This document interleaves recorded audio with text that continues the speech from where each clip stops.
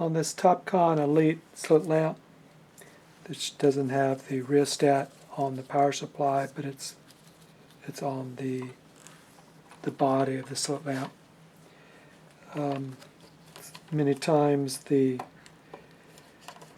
thermistors go out, or it could be other things. It could be the rheostat, or the bulb, or the wires, the cables. It could be a lot of things. But what we're going to do here is just show a quick little check to see if it's the thermistors, and so you can determine that that's what you're going to replace. So if you have all your cables hooked up,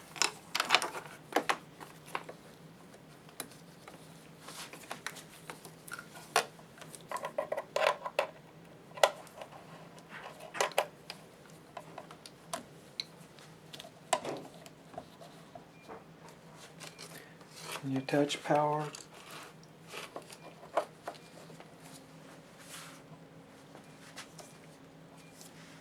and you turn it on. If the light comes on, that means at least you know your fuses are good. If the light doesn't come on, you have 3 fuses back here. They could be bad. So if your light comes on, you know you're good. And you have no light coming on here. So a way you can just check to see if it's the thermistors, if you'll look on your circuit board, you'll see these 4 solder points, and they correspond to the thermistors that are underneath the board, which I'll show you.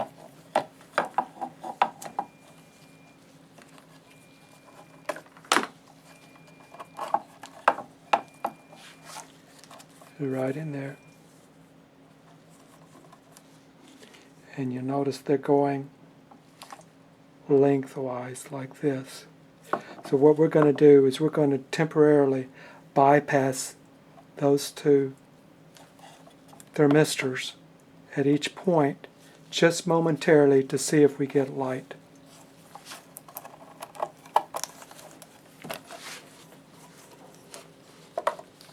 Put my power back on.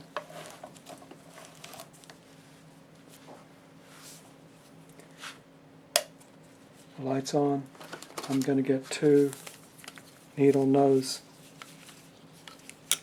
pliers, and I'm going to turn the thermostat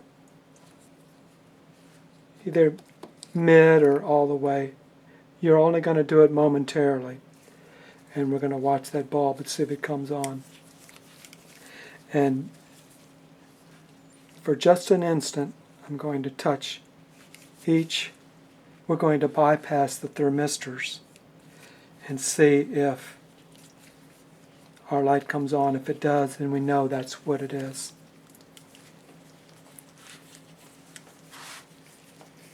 So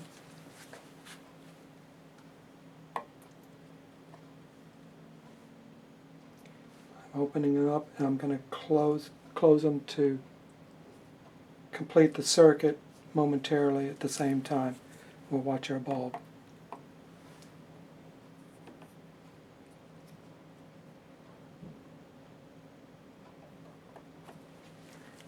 Okay, the light came on. That tells us that the thermistors are bad. Now, if it didn't come on, well, are you sure your bulb was good? Maybe. And it's possible that your rheostat is bad.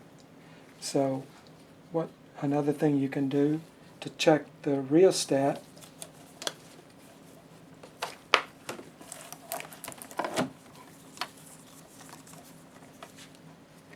is if you take these 2 screws out on each side, just so you can loosen up the front so that you can lift your board up and you can bypass the rheostat by putting a little wire, a jumper wire, between the two wires connections that are going to the rheostat. And on this, the red and the yellow are going to the thermostat, the rheostat. The orange and pink are going to the bulb. So if we wanted to bypass the rheostat, we'd get a jumper wire and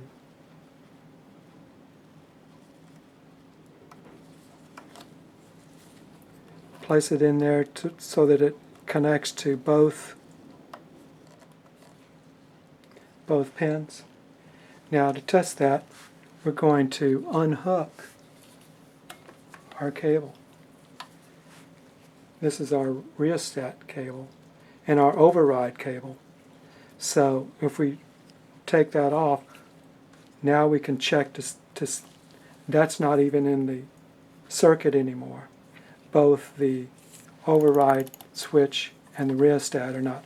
So what we've done by putting a jumper wire, it's as though we're pressing on the override button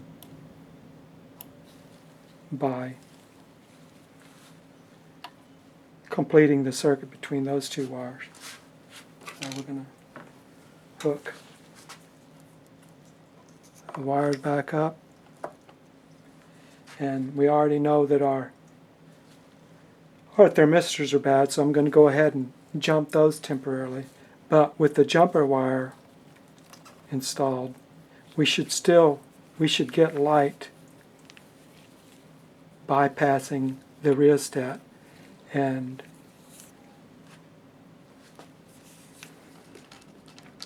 if the light comes on and it didn't previously, even when you jumped these, then it could be your rheostat. We're on. I put the wire underneath it.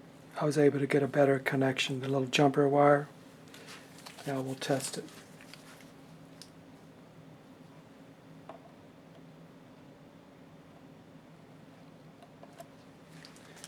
Okay, so that came on. We bypassed our rheostat and it came on. If it didn't the first time, then it could have been your rheostat is bad. But we have now just bypassed it. We've bypassed the thermistors and we have light. So maybe those things will help you determine if it's the thermistors or the rheostat. If you wanted to make a little jumper like this,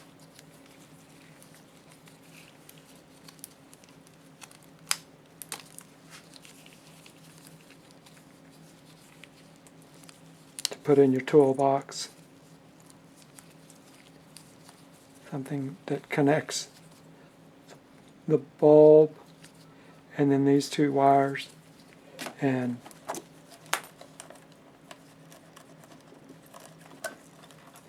by taking this switch out, this connector off completely, putting in our own do-it-yourself tester with 3 on one side and 1 on the other. This is an amp connector. Now, if we were to do the same thing here, if we were to connect our wires, or if you wanted to put a rheostat on there, that's your rheostat, these two, and these are your bulb.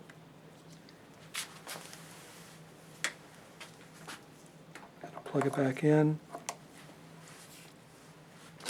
and we're going to bypass it again and see if this light comes on. Now we are completely doing away with our slit lamp. Now we're just checking the power supply, bypassing everything, a momentary override on the rheostat.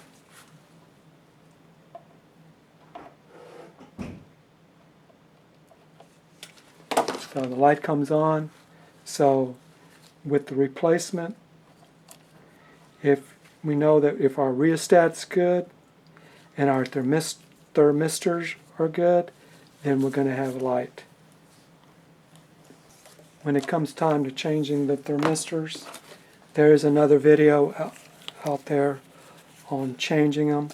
But if you wanted to do a quicker way than the other video, is you would take your board out and you could just clip the top of your thermistor. You'd have to clean this insulation material and just clip the thermistors and leave about an 1/8 inch or 3 millimeters of wire sticking up. And then on your thermistors, you want to make them about the same length, about an 1/8 inch to 3 millimeters, about like that. And then you can just, instead of doing the work of desoldering the whole thermistor out of the board with the wires exposed and cleaned and flux put on them and a little bit of solder, put just a dab of solder on your thermistors.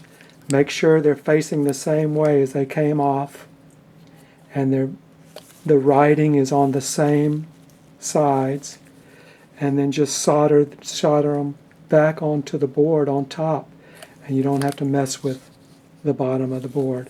That's a quick hack. And once you have it soldered on there, try not to put too much heat on these thermistors. Have it in there, check it. If it works, if it's good, then go ahead and put your insulation material around here. You need to, because they get hot. And also another note, even though we bypassed the thermistors with our needle nose pliers, you can't, please do not solder these together with a wire to make them close, because that could be a fire hazard and they're going to get very hot. So please do not put a wire bypassing the thermistors. They're in there for a safety reason, and you do not want to bypass them completely. Probably going to think of other things I forgot to tell you, but maybe the last thing I'll show you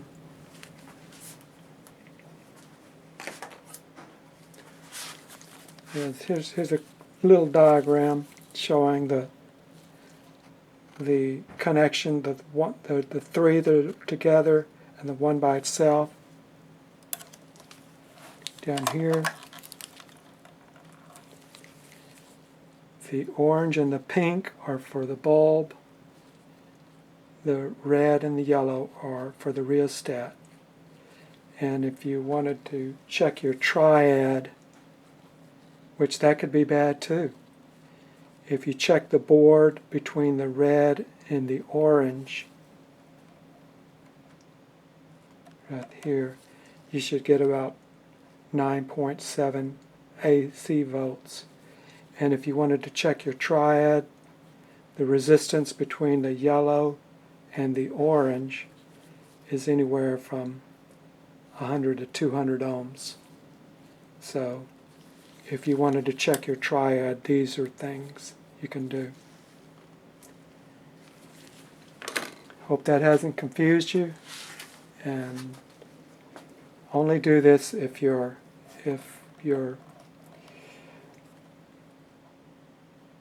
know what you're doing and you're safe.